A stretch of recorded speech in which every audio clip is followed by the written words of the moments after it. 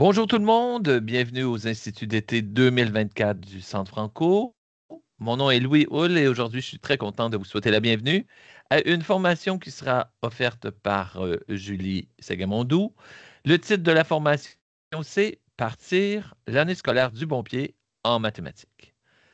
Quelques petites consignes pour cette formation. Veuillez noter que cette formation est enregistrée et que le Centre Franco la rendra disponible au cours des prochaines semaines sur son site Internet. Durant la présentation, la formation, on vous invite à mettre votre micro en sourdine et à utiliser la boîte de clavardage pour mettre vos questions ou encore vos commentaires. Enfin, nous aimerions remercier le ministère de l'Éducation qui finance cette formation ce matin. Voilà, donc l'intro est faite. Et puis maintenant, je vous souhaite à tous et à toutes une excellente formation. Et Julie, c'est à toi. Maestro, it's Merci. your turn. Merci, Louis. Bonjour à tous et à toutes d'être là ce matin, de prendre du temps de vos vacances d'été. Ça me fait chaud au cœur de voir votre dévouement, votre passion, de vouloir venir vous outiller avant que l'année scolaire débute. Je sais que depuis longtemps, le Centre offre des instituts ou des ateliers pendant l'été. J'en faisais partie longtemps passé, je dirais comme une vingtaine même d'années passées, si pas plus. Et puis, je sortais toujours des formations pleines d'idées, excitée de commencer l'année. Donc, merci d'être là. Merci aussi au Centre et au ministère de continuer à nous nourrir de façon pédagogique pour débuter l'année scolaire. Donc, vous êtes bien, parlant de ça, c'est qu'aujourd'hui, notre thème ou notre sujet, c'est de partir l'année scolaire du bon pied en maths. Et puis, souvent, en mathématiques, on considère les mathématiques comme une matière académique, mais les mathématiques n'est pas seulement une matière académique, il y a beaucoup aussi d'émotions et puis qui a un grand impact sur l'académique, si vous voulez. Donc, c'est vraiment important d'en parler et puis d'être conscient et consciente de tout ce qui tourne autour des émotions chez nos élèves et même, je dirais plus, autant chez les adultes. Donc, voilà, me voici, Julie Segamondou. Mon parcours en une petite minute, je suis d'abord et avant tout une enseignante à l'élémentaire. Je suis physiquement en ce moment dans la belle ville de Sturgeon Falls, près de North Bay et Sudbury, pour ceux et celles qui connaissent le coin. J'ai commencé à enseigner en 1989, ça fait la maths, dans une école élémentaire. Ça fait que j'ai travaillé au Conseil scolaire public du Nord-Est et aussi j'ai fait un parcours au Conseil des écoles catholiques du Centre-Est pour 5 ans. Donc, j'ai été aussi conseillère pédagogique dans quelques conseils. J'ai été conseillère pédagogique au niveau provincial, où est-ce que j'ai voyagé partout en province pour accompagner du personnel enseignant pour l'apprentissage des mathématiques. Un excellent projet qui me tient toujours à cœur, c'est j'ai fait partie de l'équipe des guides d'enseignement efficace, la rédaction, et plus particulièrement, j'étais responsable du contenu du site de l'atelier pour ceux et celles qui l'ont connu, qui est maintenant sur le site de EduSource. Si jamais vous voulez aller chercher le contenu du site atelier, donc vous pouvez faire des recherches sur le site de EduSource. Depuis 2020, je suis à la retraite après 30 merveilleuses années en éducation. Depuis ma retraite, qu'est-ce qui est arrivé à ma retraite, qui est en 2020, 2 événements. La première, c'était le COVID qui est arrivé. Et le deuxième événement, c'est celui de la sortie du programme cadre de mathématiques élémentaires. Donc, si on combine ces deux choses-là ensemble, je n'ai pas chômé pendant ma retraite, au début de ma retraite en tout cas. Donc, j'ai fait partie à peu près de tous les projets mathématiques. En plus, j'ai pris le poste ou le rôle de présidente de la FEMO, dont je vais vous parler dans un instant. Et puis, Louis, que vous avez rencontré, est venu me chercher pour développer le contenu de la QA mathématiques élémentaires pour le Centre Franco. si jamais ça vous intéresse de suivre la QA en maths, c'est vraiment un beau... on a eu des commentaires phénoménaux. Donc, sur ça, je suis là aujourd'hui. Je suis toujours passionnée des maths parce que je raconte ma petite histoire que quand j'étais élève, j'ai appris beaucoup de mathématiques, mais je ne les ai pas comprises. Puis, j'ai compris beaucoup de mathématiques comme adulte, malheureusement. Puis, ma mission, c'est vraiment d'aider les élèves à comprendre les mathématiques dans les salles de classe, contrairement à moi, où est-ce que c'était seulement du par cœur et des procédures dans mon temps à moi. Donc, c'est ma petite histoire. Donc, bonjour et bienvenue. Je voulais vous indiquer aujourd'hui, en parlant de la FEMO, notre belle et unique association francophone des mathématiques en province. La FEMO collabore avec le Centre pour offrir des sessions mathématiques pendant les instituts d'été. Et puis, je suis là au nom de la FEMO. Donc, si cela vous intéresse, l'association offre une membriété. Donc, si jamais ça vous intéresse d'être membre de la FEMO, vous avez accès à 2 mini-conférences virtuelles par année. Vous avez des ressources sur leur site web et puis ça vous permet aussi de réseauter avec des experts francophones. Pour la somme, je crois, c'est environ 65 $, donc le prix d'un livre. Vous avez accès à tout ça pour 1 an. Souvent, les conseils scolaires vont aussi subventionner les frais de membriété si vous en faites demande. Donc, on vous encourage de suivre la FEMO, soit dans les réseaux sociaux ou aller aussi visiter le site web. Même si vous n'êtes pas membre, il y a aussi des ressources qui sont disponibles pour vous. Et avant de débuter la session, je vais vous demander de réfléchir à la reconnaissance du territoire. Puis avant d'en prendre connaissance, juste de vraiment réfléchir que c'est une marque d'hommage et de respect envers les peuples autochtones. Elle atteste la présence de ces peuples autochtones, tant historiques qu'actuels. Et puis la reconnaissance qu'on fait ce matin, c'est vraiment un respect qui est indispensable pour établir des liens avec des liens et des relations avec eux. Je vous invite à lire la reconnaissance en tenant compte du territoire sur lequel vous êtes parce qu'on a des gens partout en province.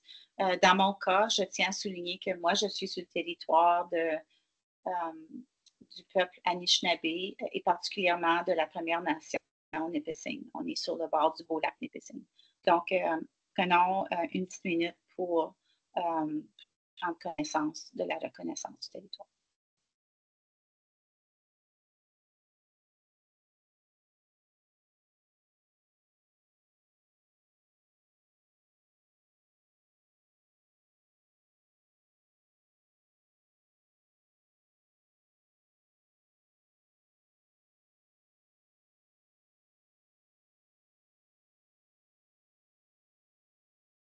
Parfait.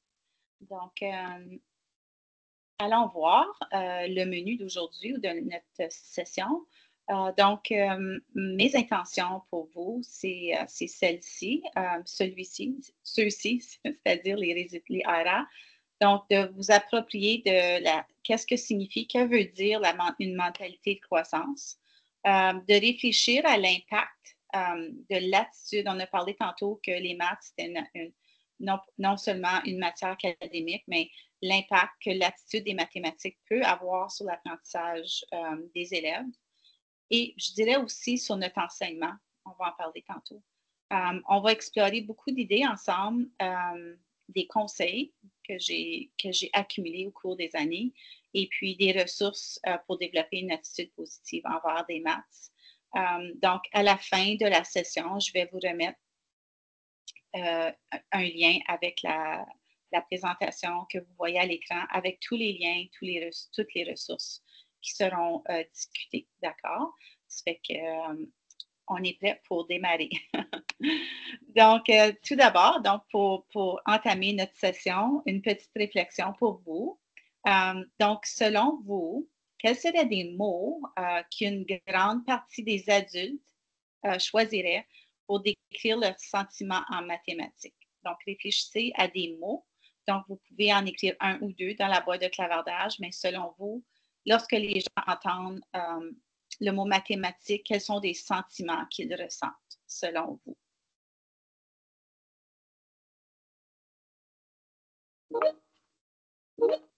Anxiété, crainte, oui. Peur.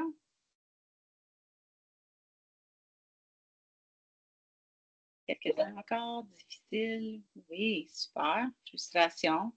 Pendant que vous écrivez vos mots, je vais vous raconter une petite anecdote. C'est que presque à chaque année, pendant 3 ou 4 années, je suis allée à des conférences aux États-Unis, une grande conférence NCTM, ça s'appelle en mathématiques, où est-ce qu'il y a des gens partout, de partout, puis à peu près 20 000 personnes qui se rassemblent pour des ateliers de mathématiques. Puis lorsque je passais aux douanes, puis on me questionnait sur la raison de mon déplacement, on me regardait un peu croche, puis on me disait, tu t'en vas à une conférence de maths, puis juste les sentiments ou juste le stigma du mot des mathématiques, les gens aux douanes n'étaient pas vraiment convaincus que c'était la vérité que je racontais. Incompétence, incompréhension. Super. Donc, j'ai fait cet exercice-là souvent, partout en province, et je dirais que ce que je vais vous montrer, c'est un genre de nuage de mots. Ces mots-là aussi, cette activité, c'est pas une activité, mais cette réflexion-là a été faite aussi aux États-Unis, parce que j'ai suivi beaucoup de formations aux États. Et voici des mots. Ça, c'est des mots réellement avec un groupe que j'ai fait dans une session d'été. Mais je dirais que toutes les fois que je l'ai fait peut-être 20 fois. Les mots, une grande majorité des gens, les mêmes mots reviennent, puis on les voit dans dans les mots qu'on a vus dans la boîte de clavardage. Nicolas, je suis très, très, très contente que tu me dis amusant parce que c'est là où on va aller. Comme vous savez, dans un nuage de mots, plus le mot est grand ou prend une plus grande taille, plus le mot est revenu souvent. Ça fait qu'on peut voir dans les mots qui sont plus gros, en taille plus grande, on voit difficile, peur, on a vu plaisir aussi, stress, stressant, formule, puis plate. Donc, la majorité des gens, c'est ce que j'ai reçu comme mot lorsque je faisais mes formations. Ce que j'ai trouvé intéressant, c'est qu'il y a des gens qui avaient de l'anxiété face aux maths, puis ont fait des constats, ils ont dit « Ah, c'est pas juste moi qui se sent comme ça ». Ça fait que c'était aussi une petite thérapie de faire cet exercice-là avec les gens. D'accord? Donc, la prochaine question que je vais vous demander, c'est si on demandait cette même question-là à des mathématiciens ou des mathématiciennes, quels seraient des mots que eux ou elles utiliseraient pour décrire les mathématiques, selon vous? Donc, on pose la même question. Quels sont vos sentiments face aux mathématiques lorsqu'on pose la question à des gens mathématiciens, mathématiciennes? Satisfaction, passion,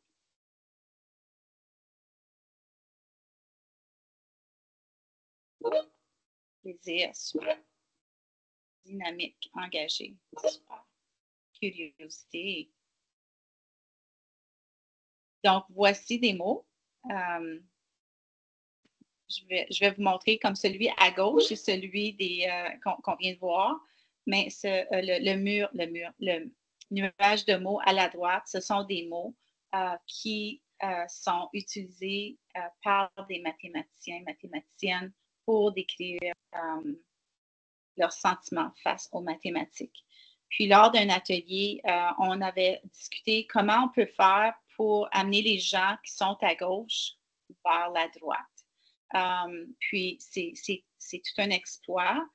C'est faisable. Puis, je pense qu'aujourd'hui, on va se donner beaucoup d'outils et de stratégies pour essayer, tenter d'amener les élèves qui se sentent comme à gauche pour que ça devienne des expériences plus positives et agréables comme le mur de mots, le nuage de mots à la droite. Donc, Une chose qui est intéressante, qui a été fait aussi lors de l'accompagnement, on demandait aux élèves qu'est-ce que ça veut dire être bon ou bonne en mathématiques. Si on pose la question soit à des élèves ou des adultes, selon vous, ça serait quoi un critère, si vous voulez, ou une description de quelqu'un qui est bon en maths ou qui est bonne en maths? Ça serait quoi une caractéristique? Oui, persévérance, absolument. Je vous remercie beaucoup de votre participation. Vous êtes vraiment dynamique ce matin. Trouvez la bonne réponse, bon en calcul mental, rapide. Je vais vous raconter une autre petite anecdote. Quand j'étais en 6e année, j'avais une enseignante qui nous donnait des feuilles. Je me souviens, c'était une feuille qui était coupée en deux. C'était des calculs. J'avais une addition à peu près à 6 chiffres avec 10 nombres. On avait c'était tout calcul des opérations. Puis elle nous disait malheur à celui ou celle qui va faire une erreur. Fait qu'on fallait vraiment être, selon elle, rapide, puis sans faire d'erreur. Démontre des étapes. Excellent. Donc, pour être bon en mathématiques, lorsqu'on pose la question aux élèves et même aussi à des adultes, souvent, on définit la définition qu'on donne à quelqu'un qui est bon ou bonne en maths. C'est quelqu'un qui a la bonne réponse. Souvent, quand quelqu'un lève la main, a la bonne réponse, c'est que là, tous les autres décrochent parce que là, on a déjà la bonne réponse, puis on ne va pas voir, on ne décortique pas tout le beau raisonnement derrière ce que les autres auraient comme réponse. Être bon en maths, c'est la personne qui ne fait pas d'erreur, ou pas beaucoup, puis la personne qui est vite. Je me souviens, je ne sais pas si vous vous souvenez, vous, d'avoir vécu des débats avec des faits de multiplication ou d'addition, puis il y avait 2 rangées, puis si on était à côté de quelqu'un qui était vite, on se sentait vraiment, notre estime de soi était vraiment louche. Donc, est-ce que vous êtes d'accord? Puis comment est-ce qu'on peut changer cette conception-là? C'est un peu ça qu'on veut discuter ce matin ensemble. D'accord. Donc, on va poursuivre. J'ai trouvé, c'est une de mes collègues, Emily Johnson, je ne sais pas si quelqu'un la connaît, elle est à la retraite maintenant, je l'adore. Elle m'a parlé de M. Schwartz, qui a écrit un livre aussi. Laurent Schwartz on le considère comme l'un des plus grands mathématiciens du 20e siècle. L'un qui est vraiment apprécié également par sa chaleur dans les relations humaines. Ceux qui l'ont connu disent comment il était un bon pédagogue. Ce que j'aime beaucoup, j'ai traduit sa citation, je vais vous laisser la lire. Mais lui-même ne se sentait pas bon à l'école parce qu'il n'était pas assez rapide. Mais allez lire ce qu'il a à dire. Je vous donne une petite minute, puis donnez-moi vos impressions dans la boîte de clavardage.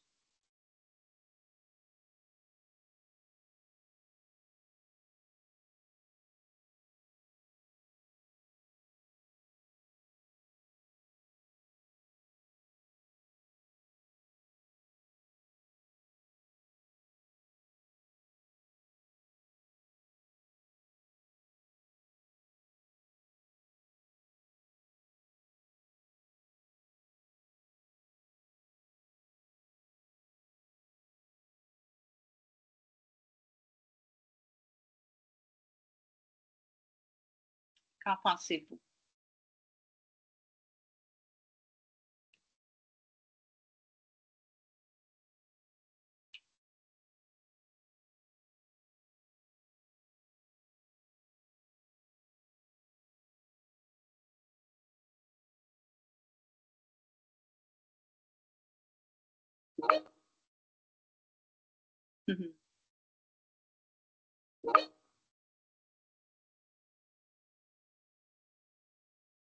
Super, c'est beau, Monia. Merci de vos témoignages. Oui, malheureusement, Sylviane. Donc, je vous lance le défi d'afficher cette citation-là dans le salon du personnel. Sur la diapo, lorsque vous allez avoir le lien de la présentation, il y a un lien, c'est une vidéo en haut à gauche, à droite, excusez, de Pam Harris qui en parle justement de la citation de Laurent Schwartz. On n'a pas le temps de l'écouter aujourd'hui, mais si cela vous intéresse, vous pouvez l'écouter lorsque vous aurez le temps. C'est inspirant. Donc, c'est une de mes citations, en tout cas, une de mes citations préférées, puis je suis contente que vous l'appréciez autant que moi. Oui, comprendre les choses, pas juste les apprendre, mais les comprendre, justement. Super. Donc, une petite activité qu'on a fait avec des élèves du cycle moyen, puis en tout cas, si vous avez l'occasion de le faire, vous pourriez leur demander, ça veut dire quoi être bon ou bonne en mathématiques. Donc, discuter de ça en début d'année pour juste développer votre culture, la culture d'être un mathématicien ou d'être une mathématicienne. Et puis, une autre petite activité qu'on a faite avec les élèves, c'est quand je pense à une ou un mathématicien, quelle image est-ce que vous voyez, comme quelle image que vous voyez dans votre tête? Ça fait que vous pourriez demander aux élèves d'aller chercher des images. Et puis, souvent, les élèves, même les adultes, je vais vous mettre ça à l'écran, on voit des personnes qui sont sérieuses, intimidantes, non approchables, peut-être. Peut-être que non, peut-être que oui, mais c'est un bel exercice à faire. Puis, amener les élèves à dire quelle image qu'on aimerait que les élèves voient dans leur tête. Puis moi, voici les images que je vois. J'ai fait c'est juste pour dire un peu l'image de Einstein moderne à gauche, à droite, là. En haut à gauche, c'est vraiment juste pour dire. Les autres, c'est tous vraiment des gens que je connais. Cathy Bruce, Cathy Fosno, Joanne Gaudreau, pour ceux qui la connaissent, Diane Boyer, Shelley Early, Pierre Tranche-Montagne. Peut-être que vous en connaissez. Mais de dire aux élèves, je mettrais toutes les photos. J'ai vu un tableau à un moment donné dans une école. Je suis une mathématicienne, je suis un mathématicien. Puis c'était vraiment les photos des élèves de la salle de classe. Parce qu'on veut qu'ils se sentent comme ils sont des mathématiciens dans la salle, dans tous les jours, à tous les jours. Donc, ce n'est pas seulement des gens qui sont plus vieux, qui sont comme les images que nous venons de voir dans la diapo précédente. Donc, c'est d'amener les élèves à se voir, puis avoir des modèles aussi autour d'eux de mathématiciennes, mathématiciens. Puis, qu'est-ce que c'est être mathématicien, mathématicienne? On peut leur demander aux élèves que font les mathématiciens et les mathématiciennes? Qu'est-ce qu'ils font? Donc, les élèves vont vous donner toutes sortes de réponses. Ils discutent. Tantôt, j'ai vu la curiosité. Très, très important de dire qu'on veut vraiment qu'eux aussi soient curieux et curieuses en salle de classe. Et imaginez, ils font des erreurs. Les mathématiciens, les mathématiciennes font des erreurs. Ils pensent et prennent leur temps pour penser un peu comme Laurent Schwartz le disait. Ils posent des questions. Ils observent. Donc, avec les élèves, de développer toute cette idée-là qu'être mathématicienne, mathématicien, c'est comme eux en salle de classe pour faire toutes ces belles choses-là, toutes ces habiletés-là que vous voyez à l'écran. Donc, ce sont des petites mises en contexte que vous pouvez faire avec vos élèves pour qu'ils se sentent, pour développer une culture de mathématiciens et mathématiciennes dans votre classe. Qui nous amène à parler du sujet d'aujourd'hui, l'attitude face aux mathématiques, qui est vraiment tout au niveau de la mentalité de croissance. On parle beaucoup de mentalité de croissance depuis, je dirais, plusieurs années maintenant. On en parle, ça fait partie en partie du domaine A, des habiletés socio-émotionnelles. Ce n'est pas juste la mentalité de croissance, mais ça fait partie des habiletés socio-émotionnelles.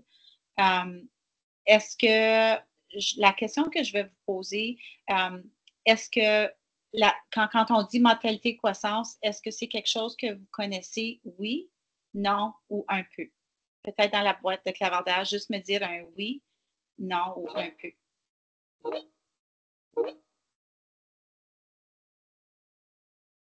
D'accord. Super. Fait que, ce que j'ai voulu faire pour vous ce matin, c'est vraiment comme le définir. On a une idée de qu'est-ce que la mentalité croissance peut avoir l'air, mais on se donne des mots ce matin pour décrire ce que ça veut dire, d'accord? Donc, c'est des élèves, un peu comme qu'on vient juste on vient de discuter, c'est que c'est des élèves qui croient, qui peuvent s'améliorer, qui n'ont pas de limites, qui sont capables d'être des mathématiciens et mathématiciennes. C'est basé sur l'idée que tout le monde peut apprendre les mathématiques. Grâce à notre persévérance, j'ai vu le mot persévérance tantôt dans la boîte de clavardage. Puis le dernier, très, très important, c'est que ça nous aide à comprendre que la façon que moi je suis capable de réussir en mathématiques n'est pas limitée ou n'est pas en lien avec des facteurs comme les gènes. On va parler des gènes tantôt. Le genre, comme si je suis une femme, homme, fille, garçon, ou ma situation socio-économique. Donc, ça définit un peu la mentalité de croissance. Et puis, ça serait d'apporter les élèves à comprendre aussi que avoir une attitude positive face aux maths, on veut les amener à se sentir comme ça. C'est le but ultime dans une salle de classe. Donc, une petite activité que vous pourriez faire aussi avec vos élèves. Je vais vous mettre des énoncés à l'écran dans un instant. Je vais vous demander d'en choisir un et puis le transformer pour qu'il reflète une mentalité de croissance. D'accord? Donc, si j'en mets cinq énoncés. S'il y a des gens, des élèves, des adultes qui disent ceci, comment on pourrait le transformer pour refléter une mentalité de croissance? Donc, je vous lance un défi d'en choisir un et puis de le transformer en un énoncé qui reflète la mentalité de croissance. Donc, je vous donne une petite minute pour faire ça. Vous pouvez l'écrire dans la boîte de clavardage.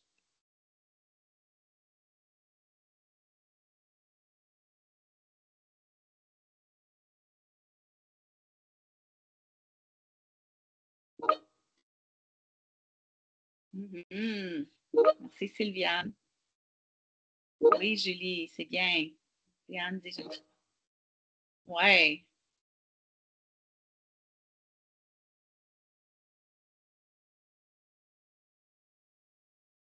Super. Donc,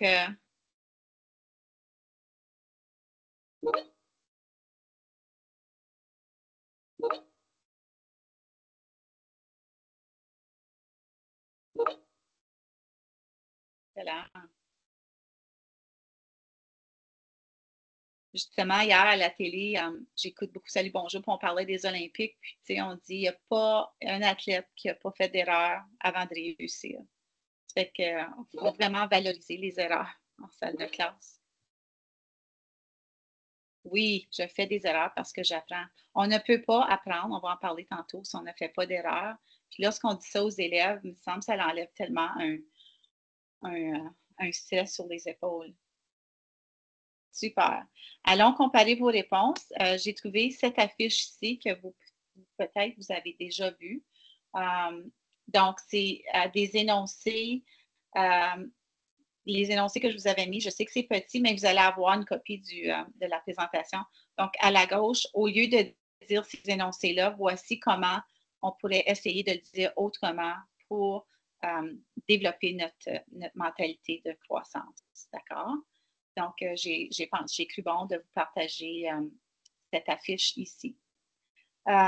Donc, pour continuer, dans votre présentation que vous allez recevoir tantôt, je vous partage des articles. On n'a pas le temps d'explorer ce matin, mais j'ai cru bon de vous les partager.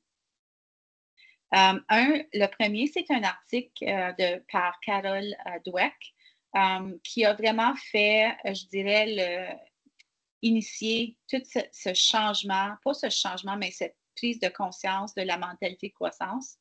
Et puis, Carol Dweck, donc c'est ça, elle est psychologue, puis elle a beaucoup travaillé avec les enfants pour développer leur état d'esprit de développement.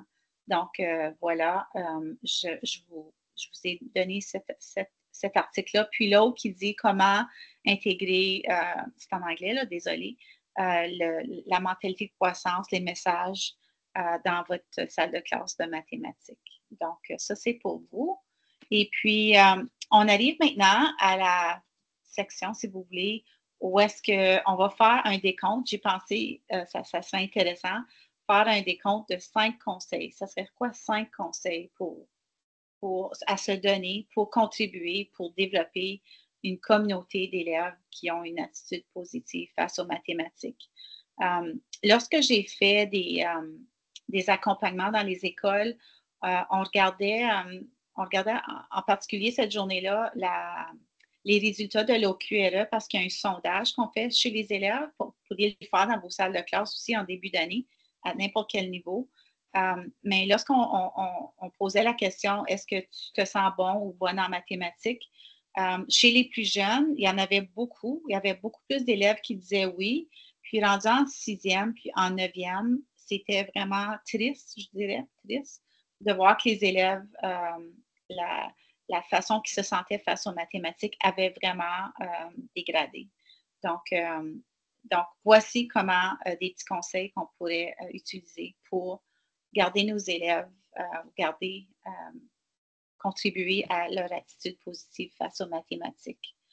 Donc, on y va. Donc, le conseil 5, c'est quelque chose que j'ai vécu en formation. Il y a une dame puis on va en parler de cette dame-là bientôt, elle disait ne jamais dire à vos élèves je ne suis pas bon ou pas bonne en mathématiques. J'ai aussi participé à des rencontres de parents en début d'année. Et puis, la première chose que je disais aux parents, ne dites jamais à vos enfants que vous n'êtes pas bon ou pas bonne en maths. Pourquoi? C'est que, numéro 1, l'enfant va trouver l'excuse qui dit « Ah, ma mère, mon père n'était pas bon ou bonne, donc moi aussi, moi, c'est dans les gènes, c'est héréditaire, moi non plus, je ne suis pas bon. » Donc, c'est vraiment important à ce moment-ci de mentir, si vous voulez, puis je ne dirais pas mentir, mais de ne jamais prononcer les mots « je ne suis pas bon » ou « pas bonne en maths ». D'accord? C'est vraiment, je dirais, les recherches disent que c'est dévastateur. Ça peut être dévastateur. Surtout une mère, on a dit dans les recherches, une mère qui dit ça à sa fille.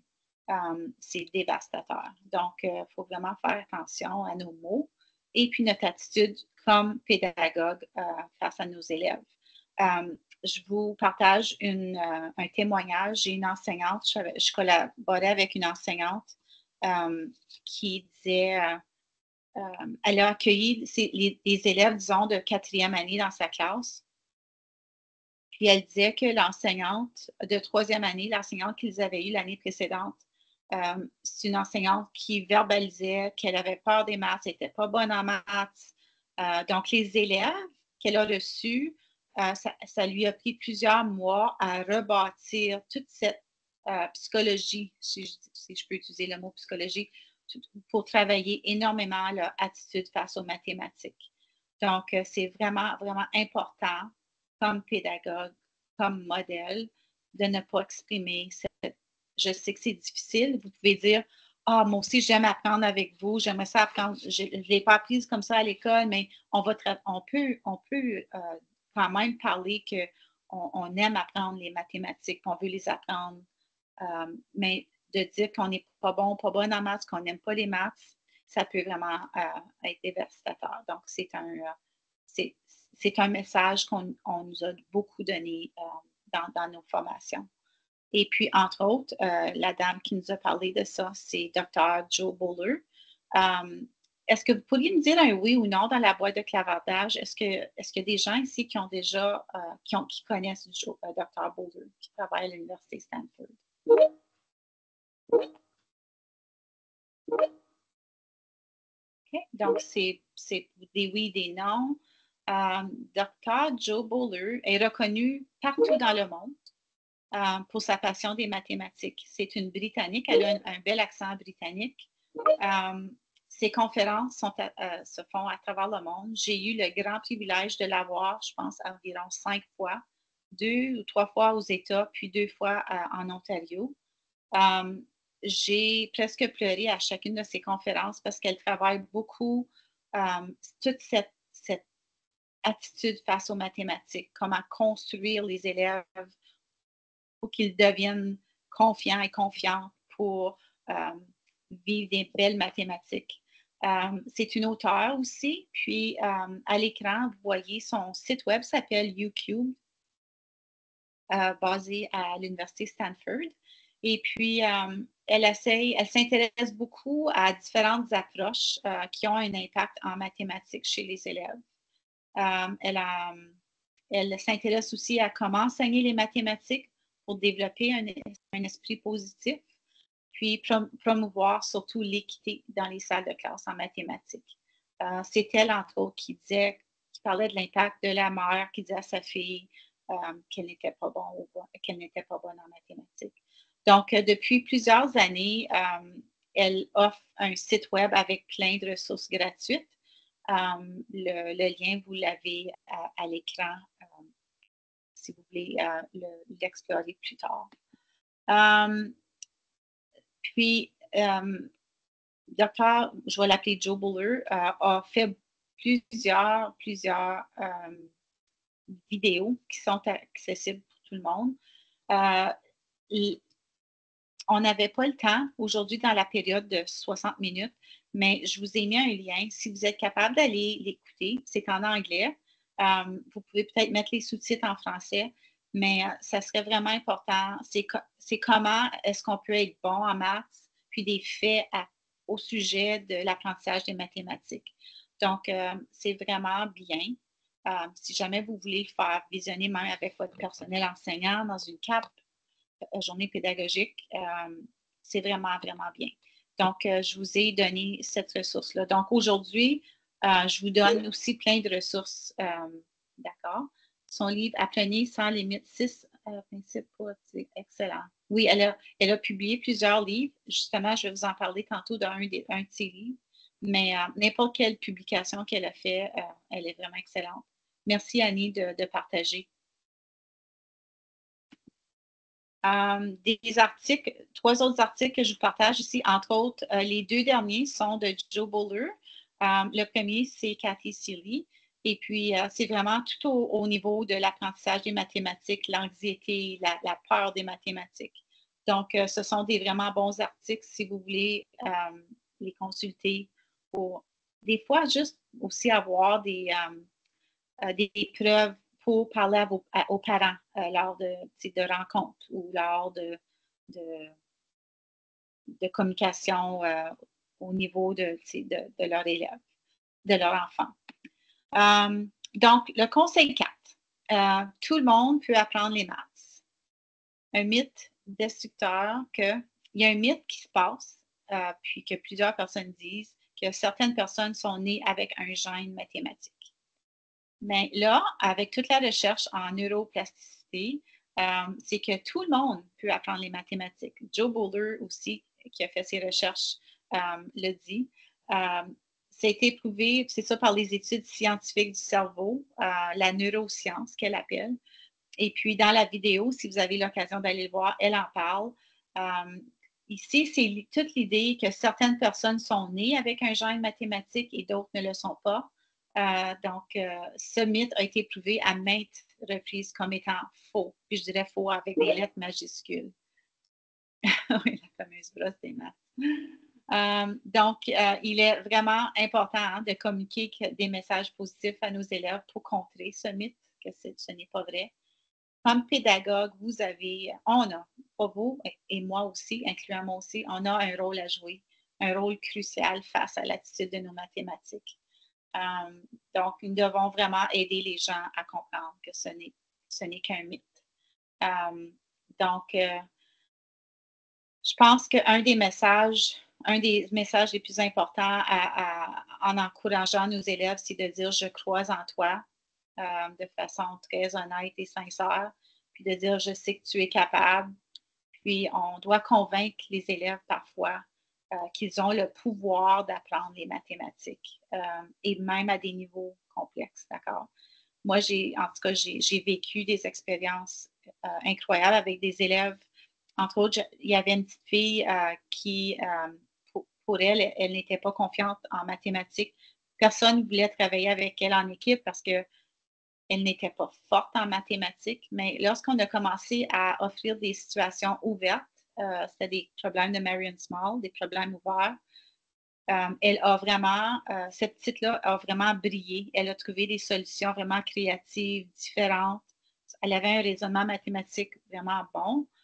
Puis, c'était drôle parce que lorsque l'enseignante a continué à utiliser des problèmes ouverts, tout le monde voulait être son partenaire. Donc, ça l'avait vraiment amené cet élève-là à voir comment, quand on offre des occasions, des problèmes ouverts aux élèves, où c'est accessible à tout le monde, il n'y a pas juste une bonne réponse, c'est plus créatif, il y a différentes façons d'y arriver. C'est vraiment. Donc, je pense que ça va bien avec ce mythe ici, là, pour dire que c'est faux. D'accord? Un autre conseil, si on veut enchaîner, on en a parlé tantôt, c'est toute l'idée des erreurs.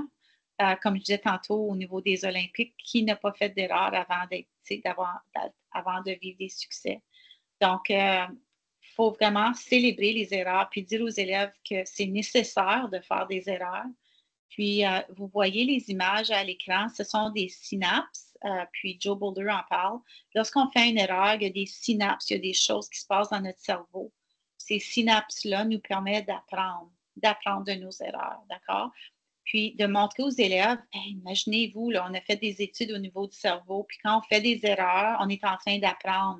C'est correct de faire des erreurs. T'sais, moi, je me vois dans ma salle de classe en 6e avec l'anxiété, puis mon enseignant qui disait malheur à celui ou celle qui fait des erreurs. Ça fait qu'il y a eu toute une évolution, puis c'est d'amener les élèves à vraiment à comprendre que c'est correct de faire des erreurs. Donc, un autre conseil, le conseil, on est rendu au décompte numéro 2. Donc, le conseil 2, c'est vraiment de développer cette curiosité-là, cette créativité-là même. Donc, les recherches nous ont démontré que les élèves qui posent moins de... Les recherches démontrent que les élèves posent de... Ah oui, plus que les élèves vieillissent, le moins qu'ils posent des questions. C'est qu'on veut qu'ils soient curieux, on veut qu'ils remarquent des choses, on veut qu'ils se posent des questions. Donc, un site web, je ne sais pas si vous le connaissez, peut-être que oui. Mon collègue Pierre Tranche-Montagne, qui était conseiller pédagogique dans le temps pour le CPO, a développé un site web plein d'images. Puis, c'est un peu comme les jasettes mathématiques. Ça fait qu'on affiche des images, puis on demande aux élèves quelle remarques-tu, quelles questions te poses-tu. Donc, c'est une façon aussi de montrer aux élèves de se poser des questions. Donc, c'est vraiment une belle façon aussi d'entamer peut-être un bloc mathématique. Le lien est en bas, c'est NT Image, c'est Number Talk Image. Et puis, le lien est sur la diapo, Nicolas, donc tu pourras aller voir. Puis c'est un site franco-ontarien aussi. C'est un site qui est bilingue, qui a été créé par Pierre, qui est quelqu'un de chez nous.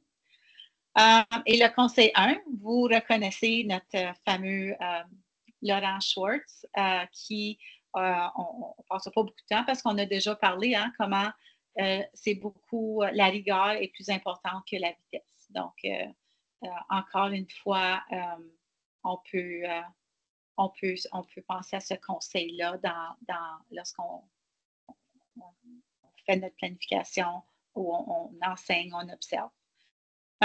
Donc, maintenant que nous avons fait le décompte des 5, on va passer le prochain 10 minutes, si vous voulez, ou peut-être 5-7 minutes, pour explorer des activités, des stratégies qu'on peut développer qui aident à développer l'attitude positive envers les élèves en maths.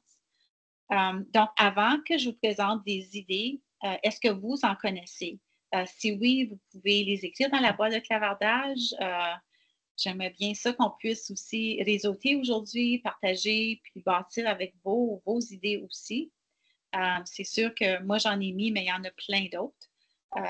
Donc, si vous en connaissez, si vous faites des activités avec vos élèves, s'il vous plaît, nous le dire dans la boîte de clavardage. Comme ça, on remplit notre sac d'outils avec de plus en plus d'outils.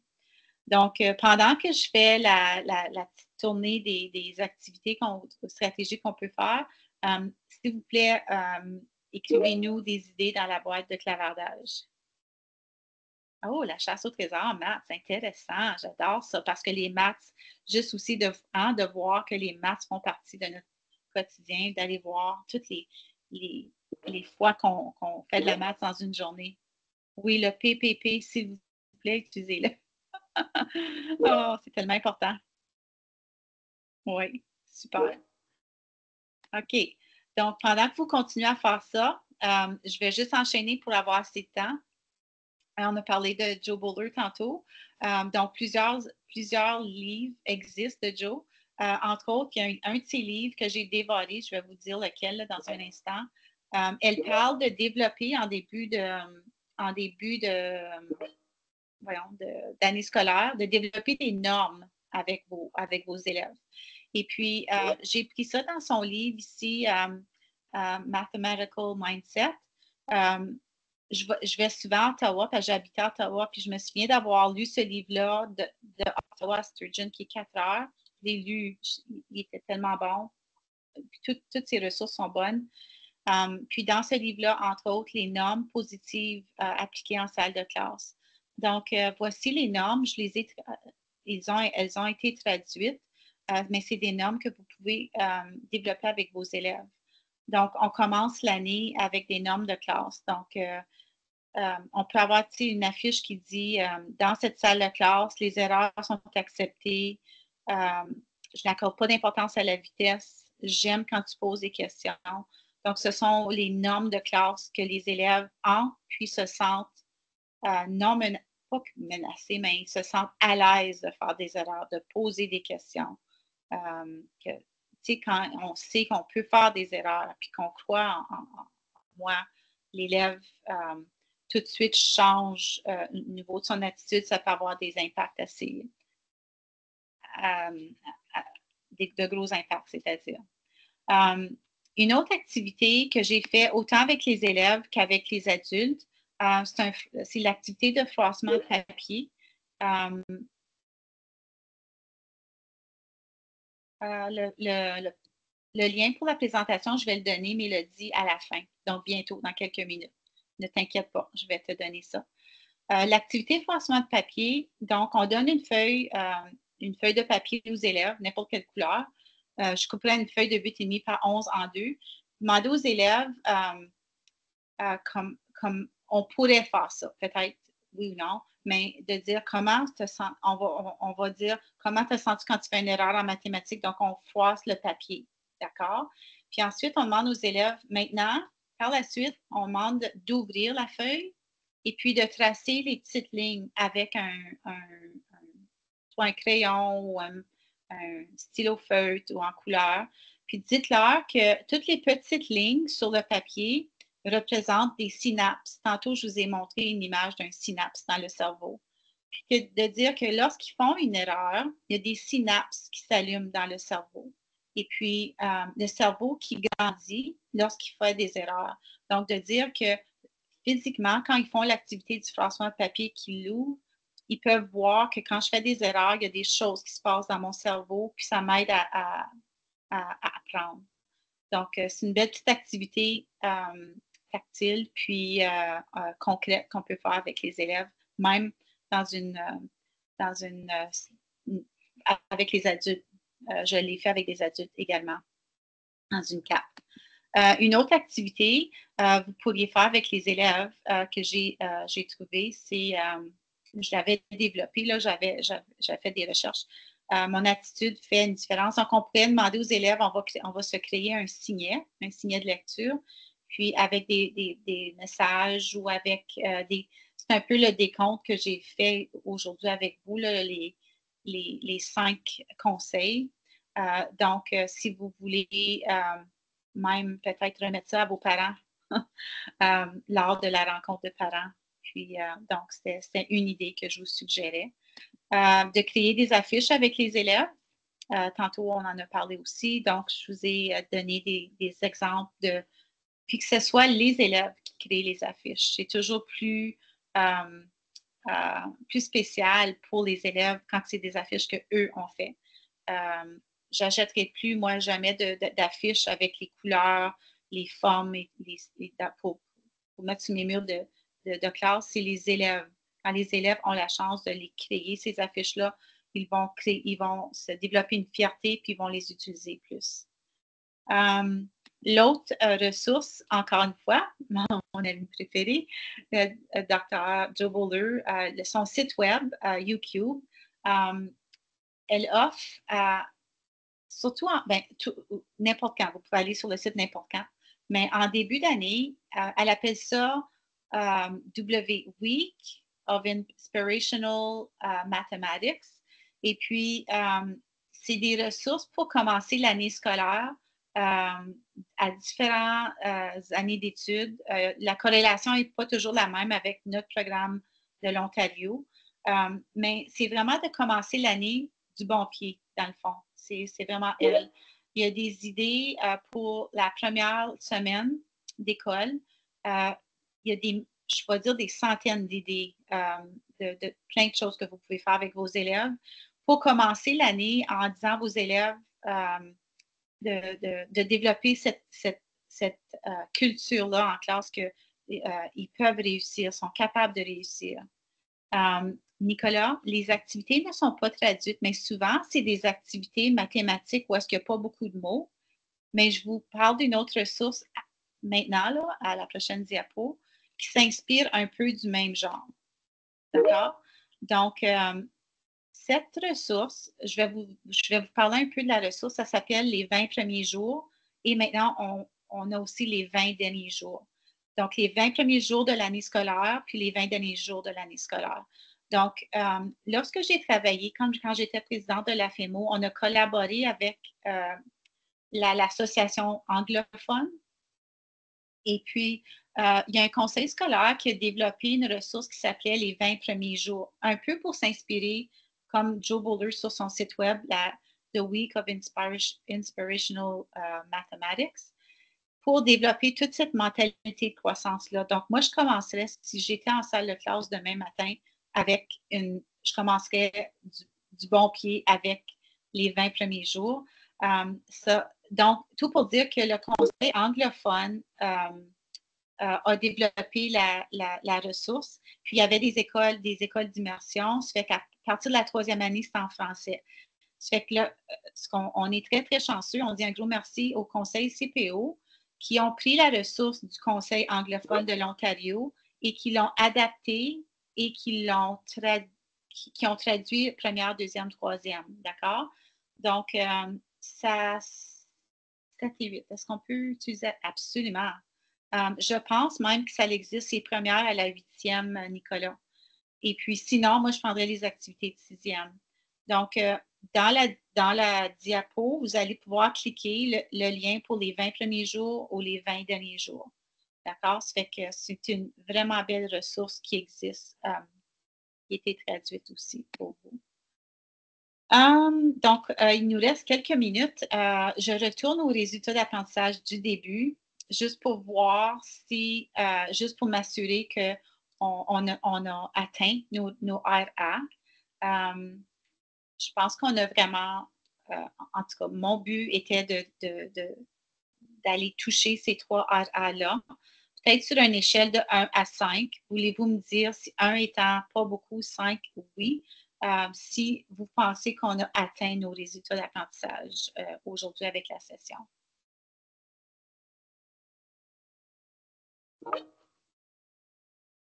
Si vous ne voulez pas répondre, c'est correct aussi, mais je voulais juste m'assurer que comment vous vous sentez face au RA. D'accord? Est-ce qu'on a atteint notre but? Un peu comme de l'auto-évaluation. Puis, pendant que vous faites ça, j'aimerais finir la session d'aujourd'hui. Je ne sais pas si vous connaissez Serge Demers qui travaille comme lecteur à l'Université Laurentienne. Un un mathématicien que j'aime beaucoup, que j'apprécie beaucoup. Et puis, lors de, je pense que c'était la dernière conférence en personne de la FEMO, il a fait une petite présentation de quelques minutes. Donc, l'apprentissage des mathématiques, une analogie.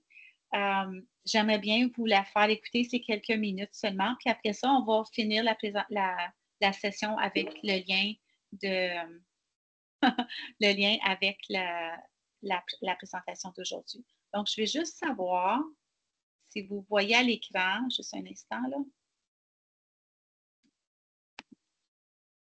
Attendez une minute.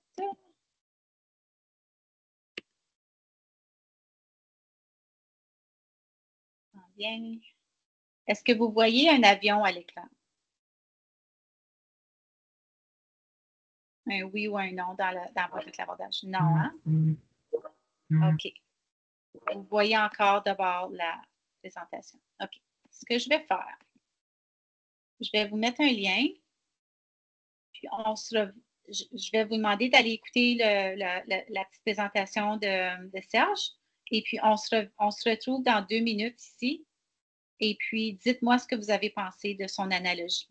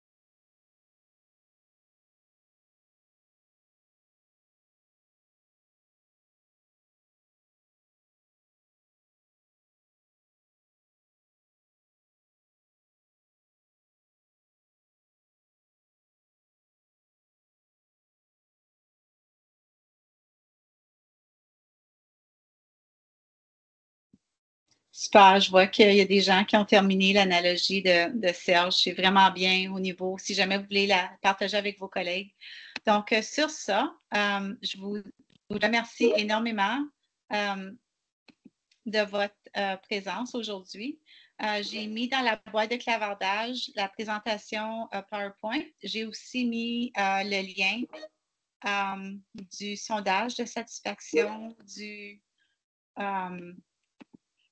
de la session pour le Centre Franco. C'est important pour nous, pour moi et pour le Centre de savoir, de voir quel niveau de satisfaction qu'on a pu vous donner aujourd'hui dans la session. Donc, merci d'avoir été là, d'avoir pris du temps précieux de vos vacances. Je vous souhaite bon succès et puis j'espère de vous voir explorer la ressource des 20 premiers jours avec vos élèves en mathématiques. Donc, sur ça, Louis, je vois que tu es là et puis je pense qu'on va arrêter l'enregistrement maintenant. Je te laisse la